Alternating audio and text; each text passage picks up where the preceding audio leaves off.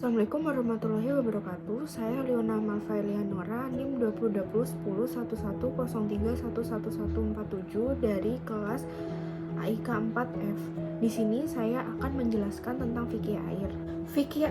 Fikih air dalam tahrah dapat didekati pemahamannya melalui perspektif ilmu kimia.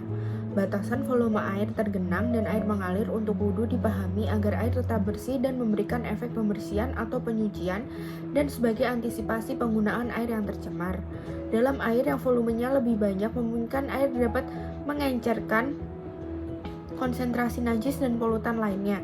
Sedangkan dalam air yang mengalir memungkinkan air mendapatkan suplai oksigen lebih banyak dan menambah kemungkinan pelepasan zat-zat volatil berbahaya dari badan air. Maka dari itu, Islam senantiasa mengajarkan cara mensucikan diri dengan menggunakan air. Kemudian pengertian air. Air adalah suatu zat cair yang tidak mempunyai rasa, bau, dan warna, dan terdiri dari hidrogen dan oksigen dengan rumus kimia H2O. Karena air mempunyai sifat yang hampir bisa digunakan untuk apa saja, maka air merupakan zat yang paling penting bagi semua bentuk kehidupan seperti tumbuhan, hewan, dan manusia. Sampai saat ini selain matahari yang merupakan sumber energi, air dapat berupa air tawar dan air asin atau air laut yang merupakan bagian terbesar di bumi ini. Di dalam lingkungan alam, proses perubahan wujud gerakan aliran air di permukaan tanah, di dalam tanah, dan di udara, dan jenis air mengikuti suatu siklus keseimbangan dan dikenal dengan istilah siklus hidrologi. Selanjutnya, saya akan menjelaskan pengertian air suci dalam Islam. Air yang suci dan menyucikan adalah semua air yang turun dari langit. Sumber air adalah dari dalam tanah atau air murni yang dapat digunakan untuk bersuci. Dalam Islam, air ini disebut dengan tahur. Menurut mazhab Maliki dan Syafi'i, air disebut tahur selama tidak mengalami perubahan sifat. Jika sudah berbau, aroma, warna, atau rasa, maka air tidak lagi disebut tahur.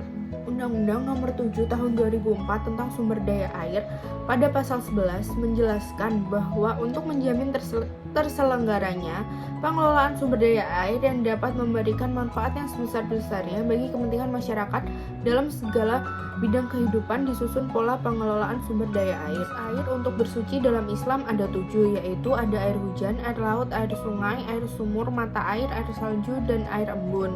Macam hukum penggunaan air yang pertama ada wajib. Saat perkara yang wajib ditunaikan bergantung pada kesucian seseorang baik dari hadas kecil maupun hadas besar, misal menunaikan sholat.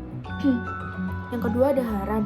Air tersebut milik orang lain yang tidak mengizinkan untuk digunakan, sediakan khusus untuk kebutuhan tertentu, atau menjadi bahaya bila digunakan. Contohnya, seseorang yang terserang penyakit bisa bertambah parah bila terkena air.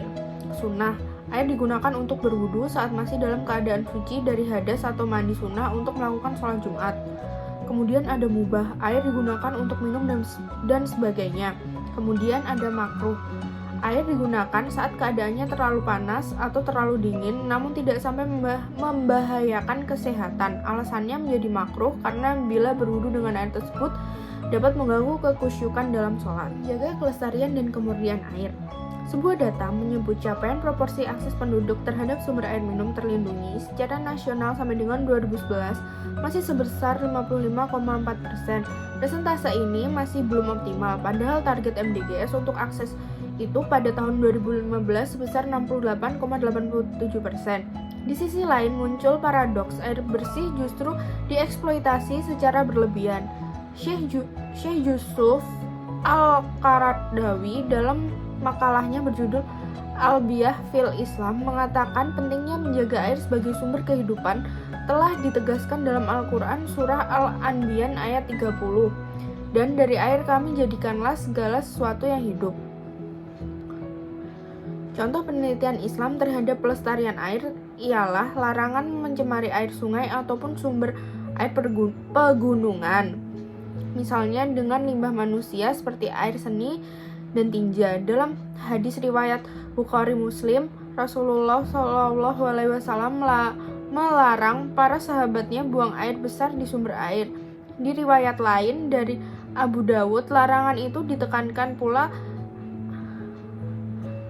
atas kencing di air kolam ataupun air danau yang tidak mengalir, sementara lokasi itu dipergunakan sehari-hari oleh warga sekitar. Penjelasan saya tentang fikih air, semoga bermanfaat. Wassalamualaikum warahmatullahi wabarakatuh.